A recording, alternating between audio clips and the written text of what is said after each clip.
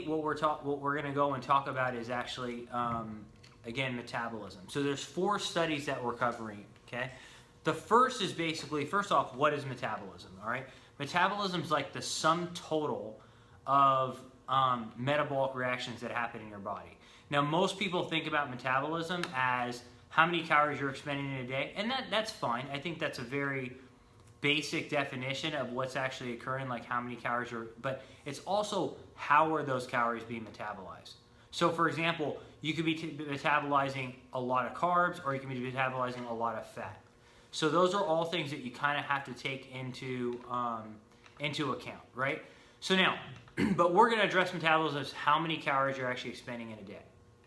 We're going to first talk about high intensity interval training, okay? So high intensity interval training, the first study we did a study with Erin Stern. And basically we had Erin Stern, and she came in the lab, and we did like normal traditional cardio and looked at her metabolism, and it didn't go up that much. But then we did HIIT cardio. And basically, when I say HIIT cardio, what we actually did was literally some of the most brutal HIIT cardio you could imagine. So how many of you guys have seen Wingates before? Right? So Wingates basically are the most brutal, horrible cardio you could do. Imagine basically you go all out, like balls to the wall, and you are coughing at the end of it, okay? So what we ended up doing with the HIIT cardio is we found that it literally increased Erin Stern's metabolism by double the amount, okay? So this is a case study. Granted, we've done much larger studies with HIIT where we've seen more fat loss with HIIT than traditional cardio. But the reason why we did this case study is because Erin Stern was 2-time Miss Figure Olympia champion, right? How many subjects can you get that are 2-time Miss Figure Olympia champion? Yeah, you can. So that's why case studies are important at this point. So we found it doubled her metabolism. So why would it double her metabolism? Well, there's a concept that's known as post-exercise oxygen consumption, and basically it's metabolism that's elevated after exercise. And what we find is that metabolism elevated after exercise is directly proportional to how intense the exercise is. So if you do long duration cardio, you won't actually, you're basically going to have, you'll have calories burned during, but after not so much. But if you do high intensity cardio, like extreme, what happens is cause so much disruption. And one thing we found in this study is that it depleted her of carbohydrates. So it's depleting her very rapidly of carbohydrates. And when it did that, basically it caused you to really speed up your metabolism. It increases protein synthesis, elevates heart rate. So again, robust increase in metabolism. Now, in contrast, the next study that we really talked about on Muscle PhD Academy was low intensity cardio. And basically what ends up, well, we'll answer all your questions after this, okay? When you talk about low intensity cardio, what we essentially found was that when doing low intensity cardio, basically a long duration by itself, it slows metabolism, okay? So if you just, for example, the new year's getting ready to come up, and a lot of people will ask the question, oh, I want to lose fat, so I'm just going to do cardio. But low intensity cardio actually lowers your metabolism in a dose-dependent fashion. It's like cutting calories. But some people ask, is metabolism the only reason why I plateau when doing low intensity cardio? Because think about it for a second. You know, when you think about when you first start doing cardio 30 minutes, you can actually lose fat.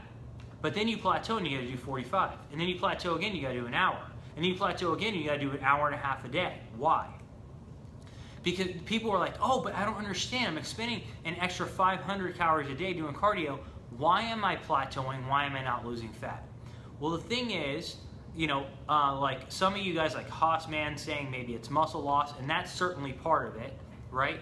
But there's other reasons. See, activity can be broken down into 2 components. The first is deliberate activity, and the second is non-deliberate activity, okay? So deliberate activities, I literally get up and I'm purposely moving, okay? Non-deliberate activity, have you ever, like, you're sitting down, right, and you're watching someone and they're kind of like fidgeting and they're doing this a lot, right? Or you get up and you pace around. Like, I pace all the time, okay? I was in a meeting today and I had to move around like all over the place. If you ask Andy, I can't sit still for literally more than 5 minutes. So like I'm writing a chapter, and like Andy and I, you put us in a room, we're writing a chapter, we have to get up after 5 minutes, okay? So what that is, but that's not voluntary movement. It's just because I can't sit still. That's called NEAT, non-exercise activity-induced thermogenesis. And basically it's spontaneous activity.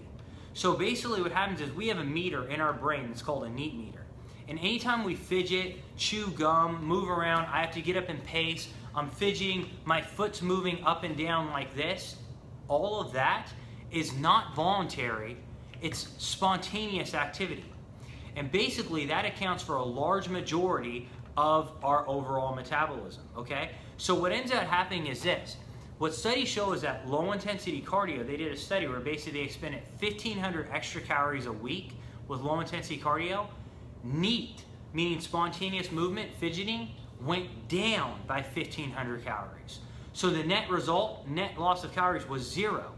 So what's the take-home message is that these activities of like fidgeting, moving, pacing, getting steps, lower when you do low intensity cardio, so you have to counter it strategically. One way you can counter it strategically is something like a pedometer or your steps. So like for example, here's my phone, okay? Like that's my phone, that's my cat Mercedes, right? Most adorable cat in the world. But anyway, if you look at my steps today, okay? I'm tracking my steps, and let's see what I got here. So right now I got 11,500 steps. So 11,500 steps.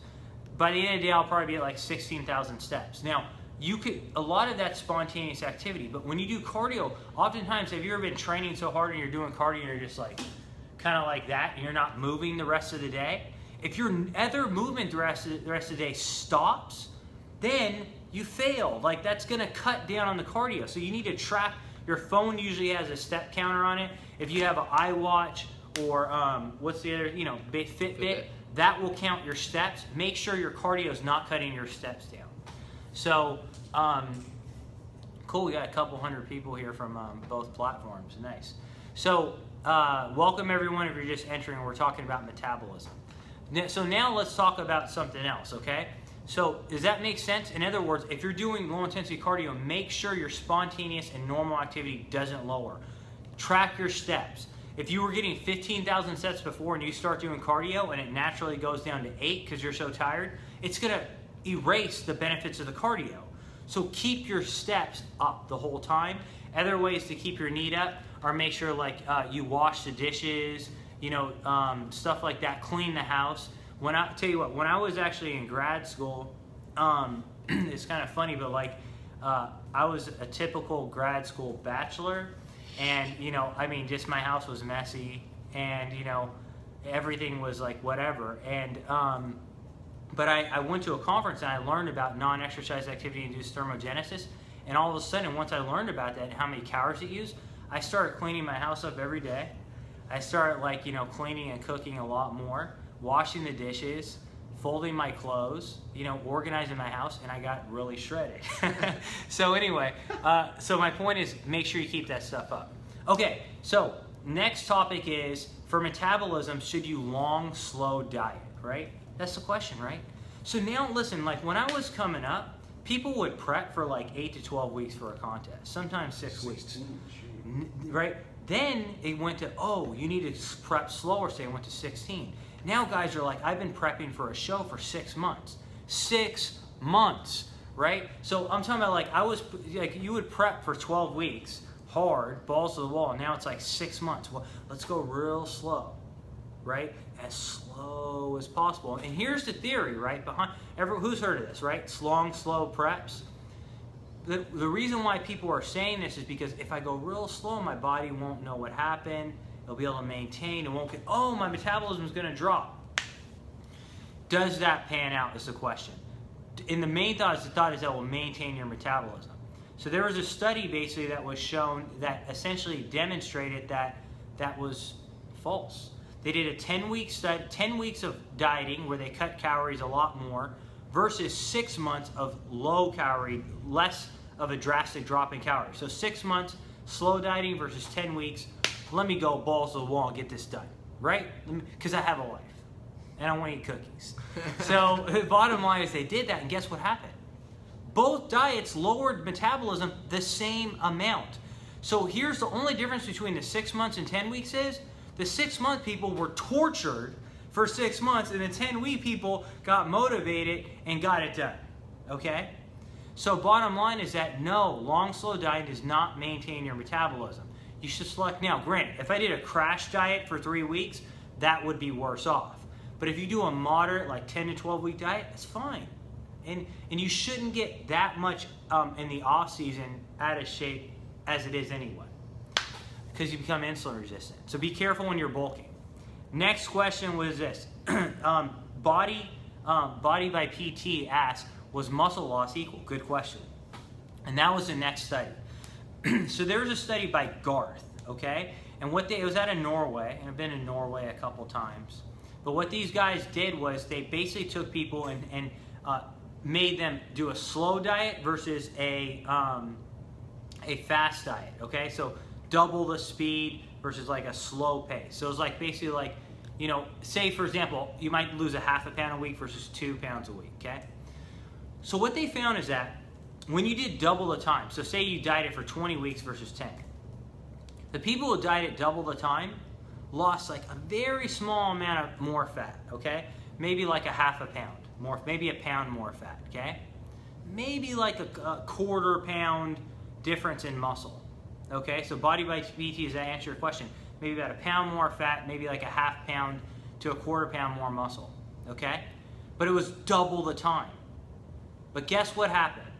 When they went back to normal eating, the people who dieted for double the time regained fat double the rate. They regained fat double the rate, okay? So what that basically means is that, so number one is, well, look, if it's muscle, if I lose a quarter pound more muscle and I have to, in dieting in half the time, think of how much muscle I could have put on in that other 10 weeks that I had to train hard with good calories. So not only are you wasting your time, but then after that time where they dieted for that double amount of time, they gained fat back twice as fast. So my point is, very long, slow contest preps, I don't think that they're ideal. I'm being quite honest with you, I don't. So my thought is that I don't think you should diet that long. If you have a lot of fat and it takes you that long to diet down, that's fine, that's perfectly fine. But don't do a long, slow, linear diet. Diet for a little bit, and then bring your calories back up to maintenance, maybe a little above. Diet for a little bit, bring your calories back to maintenance, a little above. We should never linearly diet for months on end. It's the worst thing you can do. And in fact, McLean showed that the longer we stay in a calorie deficit, the worse the metabolic adaptations become. So that's it. So now let me go ahead and sum this up, guys. Summary number one. High intensity cardio will raise metabolism. Low intensity cardio will lower metabolism, but more importantly, low intensity cardio will lower will lower your NEAT, which is spontaneous activity.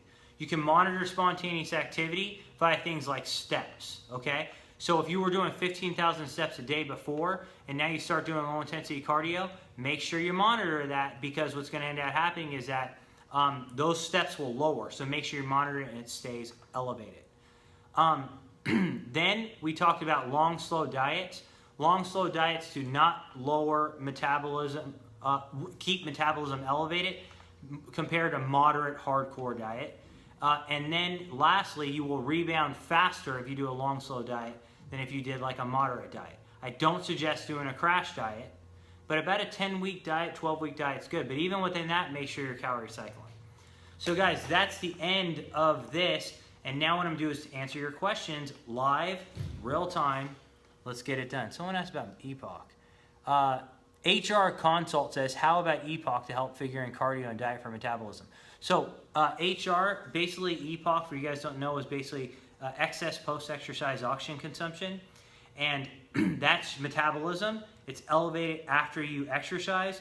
The things that impact that in order are going to be intensity, muscle damage is going to impact that, duration, but intensity is the highest thing that will affect EPOC. So the higher the intensity you go, the better off for EPOC.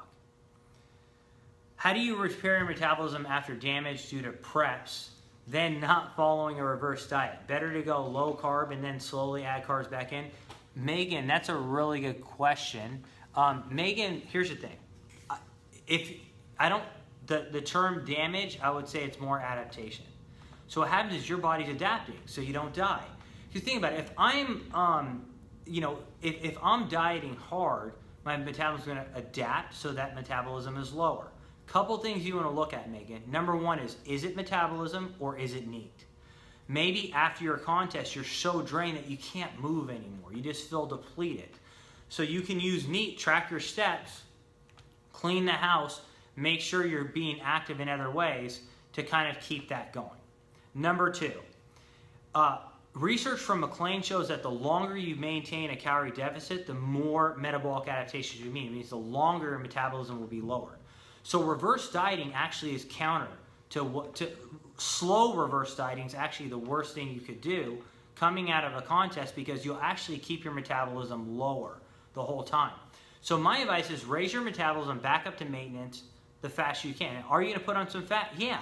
But it's basically, if your reverse diet is going to be, oh, I'm staying lean so long, and by the time you finally come to maintenance right here, metabolism is so slow that all of a sudden you go up and gain fat like that.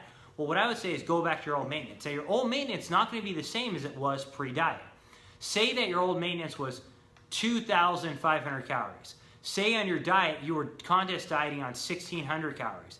Likely, instead of 2,500, 2,600 calories, it's probably now more closer to 2,000 and 2,100.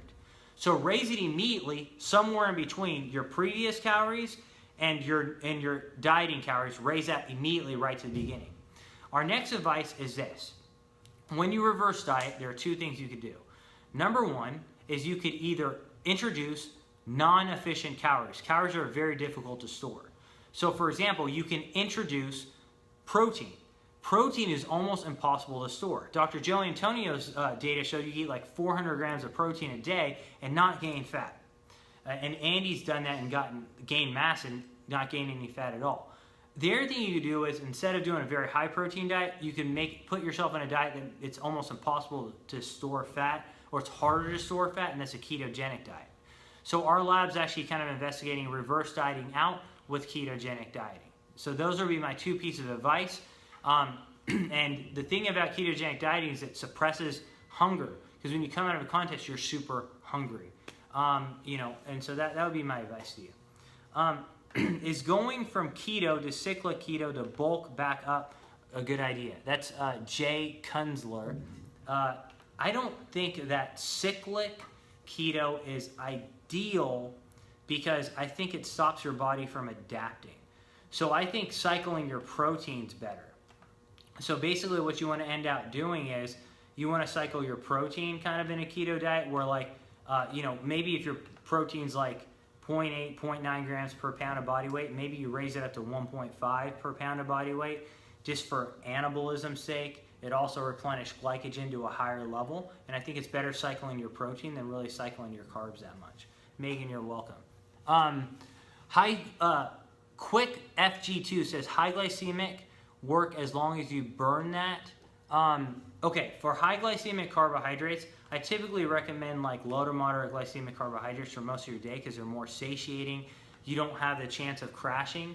If you're gonna have high glycemic carbohydrates, make sure that you have that immediately before you start training, so you don't get the insulin response and the hypoglycemic response.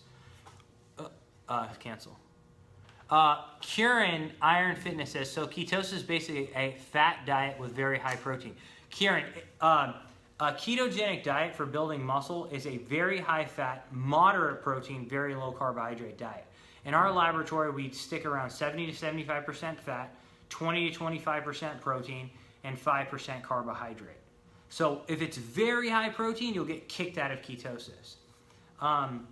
Are there any hormone imbalances that could lead to a decrease in metabolic rate apart from hunger hormones like leptin and ghrelin? Yes.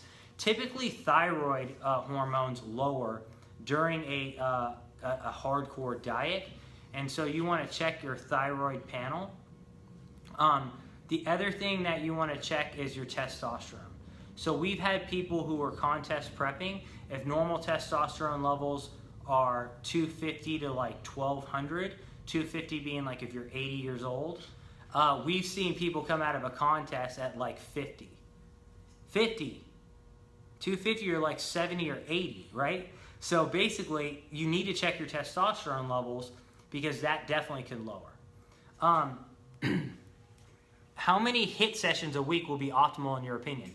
2 to 3 hard HIIT sessions a week I think are optimal, because what's going to end up happening is that if you do more than that, you'll run the risk of overreaching and overtraining. And actually, we're going to do a video. We do a video with Aaron Stern. We'll release soon on that. How long should HIIT sessions be? So, good question. That's J Sturk 3. How long should HIIT sessions be? Every sprint should last from 10 to 30 seconds of all-out effort, and you should rest anywhere from 2 to 4 minutes between sprints, and you should do anywhere from 4 to 10 sprints. So, 10 to 30 seconds all-out effort, 2 to 4 minutes between sprints, and you should do 4 to 10 sprints. So total, it's going to last about 20 minutes with rest. Does flavored BCAAs drop you out of ketosis? I hope not. You know what? Actually, leucine's is actually ketogenic. So I don't think there's actually studies that show like if I take BCAAs like when fasting, initially fatty acids go down, but then they rebound to a higher level. If Sam Bezek's there, thanks for giving me that information a couple months ago. It was a good study. Tips for a 145-pound guy eating 3.4K calories to slowly bulk, aka someone with a fast metabolism. That's a really good question. I think that you're on the right track. I think it's patience. It's patience. If 3.4K calories a day is adding 0.2 to half a pound a week, that's great. If it's not, slowly up it. Stick with the basics. Make sure that you're periodizing your training, lifting heavy one day, lifting moderately heavy the next day, and then having a recovery day. How long should you stay in maintenance after a cut? I think basically, I don't like linear anything, to be quite honest. I think it's okay to like once or twice a week, maybe up your calories, maybe like 1 or 2, a couple hundred calories. But I would say if you're maintenance, maybe a month or so. Thoughts on the interference effect in concurrent training? So concurrent training is when you do simultaneous cardio plus simultaneous resistance training. We published a paper on this a while back. It's been cited over 100 times already on Journal Strength Conditioning Research. And basically what we found is that with cardio, the interference effect is mainly on the duration and how it's timed with your training.